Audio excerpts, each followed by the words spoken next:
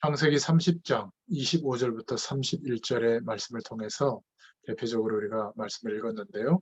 창세기 30장을 통해서 함께 은혜 받을 말씀의 제목은 야곱의 축복이라는 제목입니다. 오늘 창세기 29장 또 30장 이렇게 말씀을 이렇게 쭉 읽어보시면 하나님이 약속하신 그 언약은 어떤 상황이 돼도 누가 뭐래도 반드시 이루어질 수밖에 없구나, 이런 것을 알게 됩니다.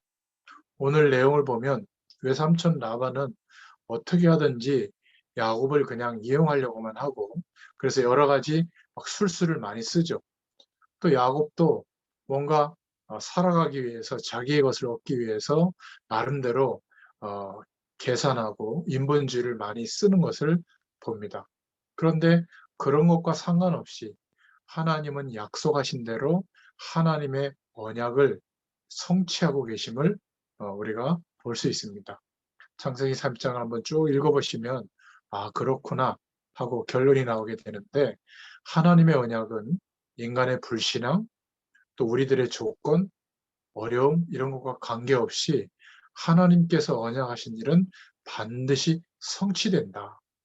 기억하시길 바랍니다.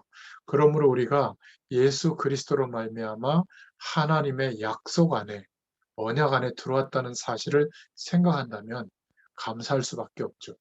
예수 그리스도 안에 그 축복 속에 들어왔다는 이 사실이 얼마나 큰 은혜인지 축복인지를 우리가 알아야 됩니다. 오늘 본문에도 보면 외삼촌 라반이 온갖 계략을 써서 야곱이 복을 받지 못하도록 그렇게 했지만, 또 야곱은 또 반대되는 온갖 인본주의를 썼지만, 하나님은 라반을 통해서 하나님의 언약을 이루신 게 아니라 언약 백성인 야곱을 통해서 하나님의 언약을 이루고 계시는 것을 보게 됩니다. 그래서 하나님을 대적하는 자는 산산이 부서진다는 사실을 우리가 기억해야죠. 오늘 우리가 지금 이 시간에 어떤 자세, 어떤 생각을 가지고 있는가, 그것보다 더 중요한 것은 하나님의 언약을 하나님은 성취하고 계신다, 이것을 믿어야 될 줄로 믿습니다.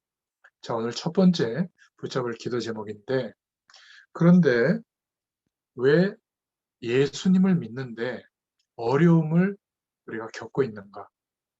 여러분, 하나님의 자녀인 성도가 당하는 어려움은 중요한 이유가 있습니다. 대부분 신앙의 내용 때문에 당하는 어려움들이 많은데요. 하나님의 은혜를 받지 못하면 어려움을 당하게 됩니다. 왜냐하면 하나님의 은혜가 공급되지 못하니까 영적인 싸움에서 이기기가 힘든 겁니다. 왜냐하면 사람과의 싸움, 환경과의 싸움이 아니라 그것을 통해서 하나님이 안 계신 것처럼, 하나님의 영원한 축복은 없는 것처럼, 우리가 살아가고 있는 이 세상에서의 어떤 노력과 그 결과로 살아가는 것처럼, 이렇게 사단은 지금도 우리를 넘어뜨리기 위해서 공격하고 있고 속이고 있습니다. 지난 주간에 살아오면서 실패했던 부분도 파고들고요.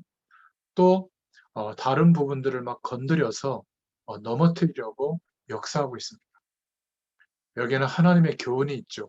하나님의 은혜를 받지 못하면 틀림없이 뭔가 우리가 살아야 되고 최선을 다해야 되고 부족했다고 생각하는 그것을 만회해야 되기 때문에 나름대로 계산을 한, 열심히 노력하는 행동을 하게 됩니다.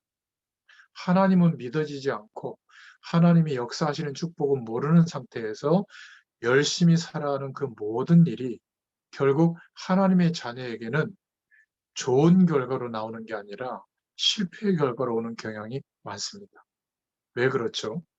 그리스도를, 복음을 올바르게 알지 못하기 때문에, 우리가 어떤 하나님의 축복을 받았는지 알지 못했기 때문에 사실은 어려움을 겪지 않아도 그 길을 자꾸 선택해 나가는 거죠. 물을 떠나 있는 물고기는 물 밖에서 퍼덕이는 그것에 신경 쓰지 말아야 됩니다. 어떻게 하든지 물속으로 들어가려는 노력을 해야죠. 하나님을 떠나서 죄와 한 몸이 되어 세상 배경 가운데 살아가고 있는 우리는 이것이 전부라고 생각하는 순간 가장 비참해집니다.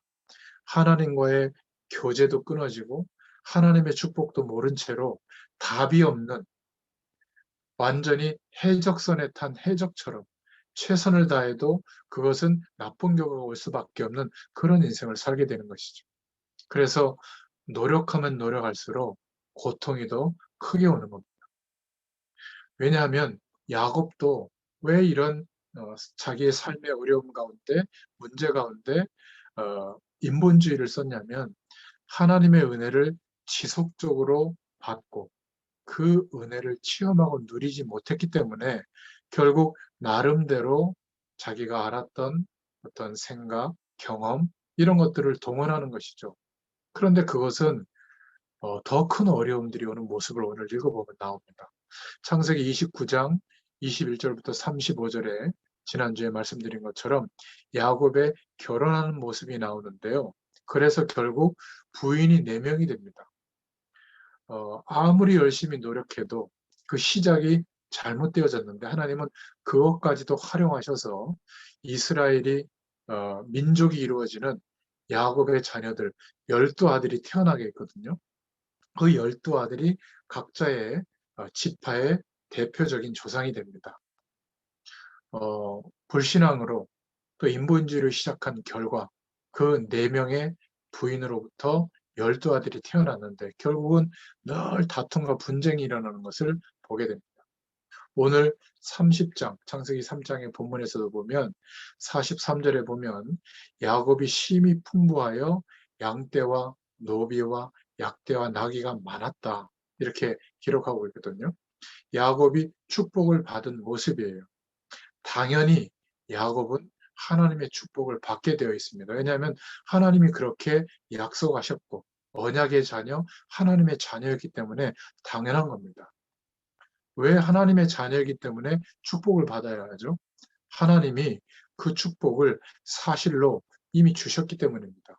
야곱이 외삼촌 라반의 집으로 가던 그 광야에서 베델에서 하나님의 실제를 체험했을 때 자선의 축복과 물질의 축복도 이미 약속하신 겁니다. 야곱은 하나님의 약속대로 이미 축복을 받을 수밖에 없었고 결국 그 축복을 받은 것이죠. 이유가 뭐죠? 야곱을 통해서 하나님은 그 시대에 전 세계에 살아계신 여호와 하나님을 증언하시기 위해서 그것을 약속하셨죠. 하나님이 야곱에게 자손의 축복, 물질의 축복을 주신 이유는 전 세계의 모든 사람에게 여호와 하나님을 증거해라. 우리도 마찬가지입니다. 하나님이 우리를 통하여, 우리 인생을 통하여 하나님의 이름을, 하나님이 살아계심을 나타나게 하시기 위해서 영적인 축복을 통하여 우리의 육신적인 복까지도 허락하시는 겁니다. 만약에 우리가 가난해야만 예수 그리스도를 증거할 수 있다면 하나님은 가난하게 하실 거예요. 몸이 아파야만 하나님의 살아계심을 증거할 수 있다면 하나님은 몸을 아프게 하시는 겁니다. 반대로 성공해야만 예수 그리스도를 증거할 수 있다면 하나님은 성공하게 하실 겁니다. 우리의 모든 결단과 노력이 성공의 길로 가게 하실 거예요. 또 건강해야만 하나님의 살아계심을 증거할 수 있다면 우리의 선택과 환경이 건강이 유지되도록 하나님이 그렇게 인도하실 겁니다. 대전도자 바울을 보면 평생 해결받지 못한 불치병이 3가지가 있었다고 하죠. 간질병이 있었고 또 심한 치질병이 있었고 눈에 안질이 있었다고 합니다. 그거를 고쳐달라고 하나님께 기도했을 때 하나님은 바울의 받은 은혜가 너무 크기 때문에 교만해서 넘어지지 않도록 바울에게 준 사단의 가시다. 그래서 너는 늘 나를 바라보고 나의 능력으로 살아라.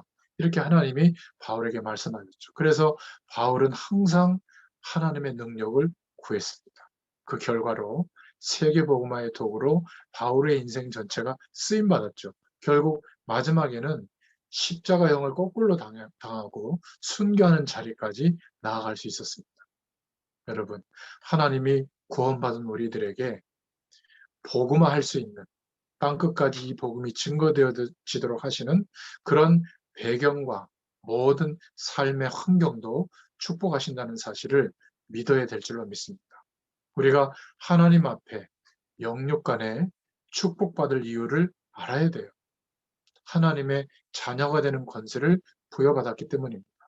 결국 하나님의 축복을 담을 수 있는 그릇이, 믿음의 그릇이 무엇인 줄 아십니까? 내가 바로 하나님의 약속하신 축복을 받을 수 있는 그런 신분과 권세를 소유하고 있구나. 축복받을 만한 이유는 우리를 통하여 땅끝까지 이 복음이 증거되어지도록 하시기 위해서구나. 축복받을 만한 이유를 알고 확신하는 것이 믿음의 그릇입니다. 그래서 하나님은 사실은 야곱에게 자손의 축복, 물질의 축복을 미리 약속하시고 불신앙도 하고 인본주의도 썼지만 결국 그 축복을 허락하신 것이죠. 야곱이 자손을 얻고 물질을 얻는 과정을 가만히 살펴보면 나름대로 계산하고 최선을 다합니다. 하나님을 의지하기보다 자신의 방법을 동원하죠. 최고의 방법을 동원합니다. 어떤 면에서는 오늘 30장에 나오는 것처럼 외삼촌 라반이 어떤 목축을 이렇게 하게 했을 때 뭔가 이렇게 안 좋은 거, 좀 이상한 거는 야곱에게 주고 좋은 것은 자기들이 가졌는데 나중에 보니까 전부 다 괜찮은 그런 가축들은 전부 야곱의 것이 되는 것처럼 물론 하나님이 지혜를 주셔서 뭐 그 당시에 신풍나무, 뭐 버드나무, 살구나무 껍질을 이용해서 유전자적으로 좋은 어떤 그런 유전적인 그런 가축들은 자기가 갖도록 이렇게 지혜를 썼다. 하나님 지혜를 줬다. 이렇게 생각할 수도 있지만 사실은 그렇게 하지 않아도 하나님의 약속은 이루어지는데 거기에 몰두했던 거죠. 야곱이 그러한 인본주의를 안 써도 하나님의 언약은 성취되는 겁니다.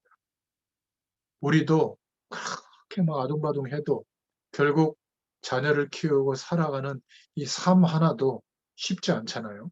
그런데 하나님의 은혜와 축복을 확신하면 그 믿음으로 하나님을 바라보고 현실을 인도받으면 우리의 현실 속에 문제인 것 같은데 어려움인 것 같은데 하나님이 역사하시는 길이 보이게 될 줄로 믿습니다. 두 번째로 오늘 창세기 3장을 통해서 우리가 꼭 붙잡을 기도 제목이 있습니다. 이 인본주의와 하나님의 은혜를 받는 것이 지속되지 못하는 결과 야곱이 아들을 낳고 얼마나 큰 어려움을 당했는지 우리는 알고 있잖아요. 그 자녀들, 형들이 가장 사랑했던 요셉을 막 노예로 팔아버리고 죽이려고 하고 말이죠. 집안에 어마어마한 갈등이 오게 된 겁니다. 하나님이 축복하시는 결과로 인도받았다면 그런 어려움이 없었을 텐데 본인이 최선을 다해서 노력한 방법, 그것을 더 의지했기 때문에 인본주의를 써도 하나님 축복합니다. 그러나 고통이 오는 것이죠. 야곱이 라반 외삼촌의 집을 떠날 때도 야반도주합니다. 밤중에 창세기 31장에 보면 결국 그것도 인본주의를 썼다는 말이거든요. 야곱이 어떻게 하든지 재산을 챙겨서 자기의 몫을 확보해서 다시 부모님의 집으로 돌아오려고 하는 그때 야반도주하게 되는 거죠. 결국 이렇게 된 것도 인본주의를 쓰는 겁니다. 야곱은 항상 계산에 능했던 것 같아요. 반드시 기억해야 될 것은 우리의 노력과 관계없이 우리가 그리스도께 속한 자요 하나님의 자녀라면 약속대로 하나님의 유업을 이룰 자가 맞습니다. 하나님의 약속은 반드시 성취되어지고 있습니다. 하나님의 은혜를 받지 못하고 결국 그래서 뭔가 힘드니까 어떤 목적을 이루기 위해서 하나님의 은혜 속에서 오시는 은혜 속에서 허락하시는 하나님의 인도하심보다 인본주의를 쓰게 되면 결국 언약 백성이기 때문에 축복을 받긴 받지만 그 과정이나 결과에 있어서 또 다른 고난을 받고 있는 것을 보게 됩니다. 그래서 야곱이 나중에 요셉을 통해서 이제 애굽 땅에 고센 땅에 정착할 때 그 바로 왕을 축복 기도하면서 그런 말을 하죠. 내가 험악한 세월을 살았다. 이렇게 말합니다. 하나님의 축복을 받긴 받지만 굉장히 고난이 연속되는 그런 모습을 야곱은 인생 전체를 통해서 겪고 있는 것을 우리가 보게 됩니다. 창세기 31장 1절부터 2절을 보니까 결국 그렇게 열심히 방법을 동원해서 유전자적인 방법과 그런 결과도 알아가지고 좋은 가축은 자기들이 가졌는데 결국 외삼촌 라반의 아들들이 외삼촌에게 막 가서 이르는 거죠. 결국은 시기와 다툼이 일어나서 뭔가 자기의 것을 뺏길 만한 그런 결과가 오게 되는 거죠. 결국 야반도주할 만큼 야곱이 성령의 인도를 받았다면 그렇게 불안해하고 걱정하고 자기 자신의 상황을 합리화하기 위해서 도망가는 그런 결정을 하지 않았을 겁니다. 오늘 창세기 30장은 굉장히 중요한 하나님의 말씀에 대한 답이 있는 줄로 믿습니다. 그래서 우리가 결론적으로 우리가 사실은 어마어마한 하나님의 축복의 덩어리를 안고 사는 사람들이에요.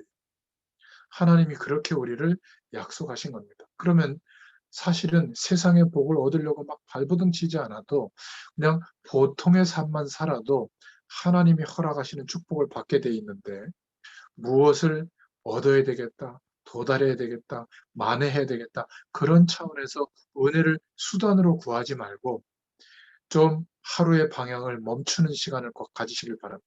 그래서 말씀에 의지해서 나는 하나님이 은혜를 주셔야 됩니다. 성령의 충만함을 허락해 주셔야 됩니다. 이 말씀을 통해서 내게 깨닫게 하시는 은혜가 뭐죠? 하나님이 허락하시는 축복의 방향이 뭐죠? 이것을 좀 생각하고 묵상하는 그 기도의 시간을 꼭 가지시길 바랍니다. 이런 하나님의 은혜를 수단으로만 알고 있으면 하나님의 진짜 은혜를 받지 못하면 결국 현실 앞에서 사단에게 속게 되고 나름대로의 세상의 방법을 다 동원해 보지만 실패할 수밖에 없는 그런 고난이 계속됩니다. 하나님의 은혜를 받지 못하면 결국 인본주의가 나오기 때문에 하나님을 바라보는 시간 꼭 가지시길 바랍니다. 잘 모르겠으면 이렇게 말씀을 다시 한번 듣고 이 말씀을 통해서 하나님이 깨닫게 해주시는 마음의 생각을 적어보는 것도 중요합니다. 그 약속을 붙잡고 기도해 보시길 바라요. 하나님의 약속에 대해서는 어떻게 이루어지는가에 대해서는 신경 쓰지 않아도 됩니다. 그 언약의 성취 여부는 하나님의 소관이에요. 우리는 그리스도로 말미암아 하나님의 구원의 축복 속에 들어와 있다는 사실에 대해서 감사하시기만 하면 됩니다. 그렇기 때문에 하나님의 약속, 그리스도로 말미암아 회복시켜 주신 약속, 그리고 이 세상 가운데 살고 있지만 하나님 나라의 배경으로 구하는 자에게 함께 하시면서 살아가게 하신 부르심의 이유, 세계복음화 때문에 전도와 선교 때문에 하나님의 영광을 드러내도록 우리의 인생을 축복하시고 인도해 주시는 줄 믿습니다. 이 사실에 대해서 감사하면서 하나님의 은혜를 받고 승리할 수 있기를 축원드립니다. 우리는 하나님의 은혜가 정말로 필요합니다.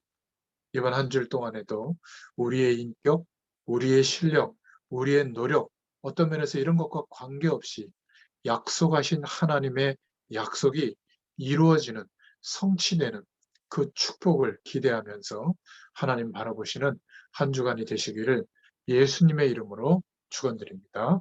기도하겠습니다. 하나님 참 감사합니다. 예수 그리스도를 믿는 믿음 안에서 하나님의 부르심과 하나님의 약속된 축복이 이루어지는 인생으로 언약 백성으로 삼으심을 감사합니다. 우리가 세상 속에서 치열하게 노력하는 삶 외에 하나님의 은혜 속에서 사는 삶을 몰랐다면 이제 그리스도 안에서 하나님께서 날마다 성령의 충만으로 역사하시는 이 은혜를 기대하게 하시고 또 하나님께 간구할 때 사실적으로 역사하시는 이 축복이 하나님의 응답으로 누려지는 또 한 주일이 되게 하시고 어떤 삶의 현장에서도 이 힘과 은혜가 있다면 견딜 수 있게 되고 또 바꿀 수 있게 되고 도전할 수 있게 되고 승리하게 되도록 증인으로 서게 되도록 역사해 주실 줄 믿습니다. 이 은혜를 누리는 또 한 주간이 되게 하여 주시옵소서. 예수님의 이름으로 감사하며 기도드렸습니다. 아멘. 감사합니다.